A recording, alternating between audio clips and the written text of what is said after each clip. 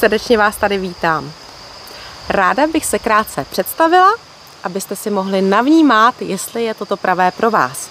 Jmenuji se Antonie Fajtlová a v těch posledních 14 letech, co pracuji v realitách, jsem si všimla, že to zkrátka celé funguje jinak, než jak to na první pohled vypadá. A proto pracuji právě s tou vnitřní vibrační rovinou. Tu kombinuji s expertním ukotvením ve hmotě, protože za mě je právě tohle ta nová cesta. To, co dělám, je, že vědomě držím pole celému tomu procesu. Zahrnuji do něj toho prodávajícího, kupujícího a to, co je hodně nové, i tu samotnou nemovitost.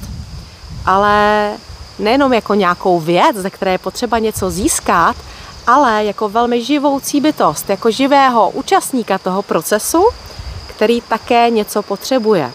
A když ho do toho zahrneme vnitřně a budeme se ptát, co potřebuje, tak nám to právě může otevřít úplně nové, netušené možnosti.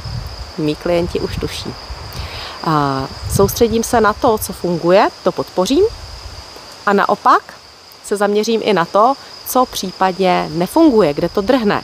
Mohou to být brzdy na straně nemovitosti, faktické, právní, tak i nějaké brzdy v nás, nějaké vnitřní.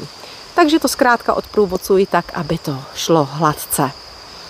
Stojí za mnou celý tým, skvělá právnička, asistentky, fotograf a další a celá moje rodina.